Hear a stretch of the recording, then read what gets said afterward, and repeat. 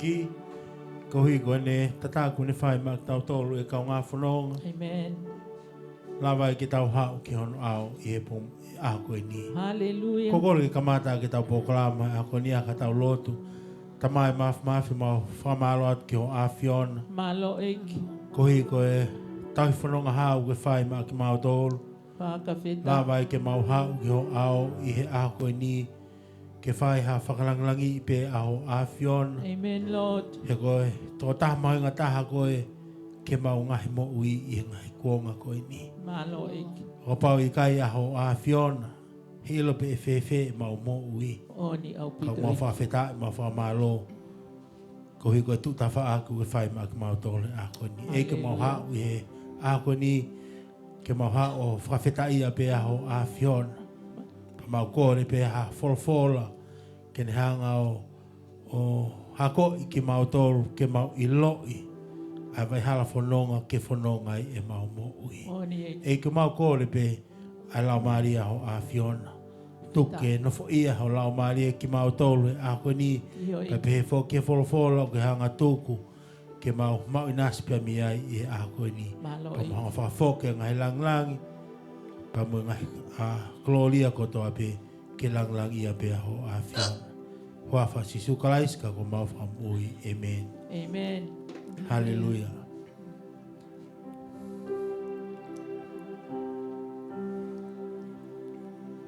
God is good All the time. all the time. God is good. Oklele ya Sihova. Ma waipe. Mawaipe. Lele yes Jehovah. Let's give God a hand for a new day today. Amen. Amen.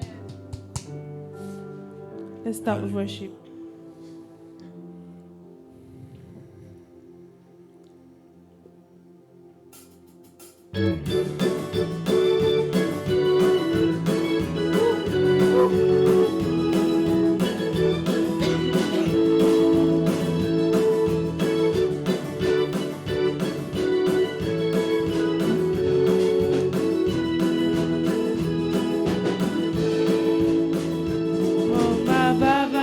Jehovah ngahi fonua koto tawi Jehovah efia mo huono ao mo e kai kaila whakamalo ki hono uafa mo mavava ki Jehovah ngahi fonua koto tawi Jehovah efia mo huono ao mo e kai kaila whakamalo ki hono uafa to me mo ke fia me mo kai kaila fia ki e ki to me mo ke fia me mo kai kaila Hallelujah, amen.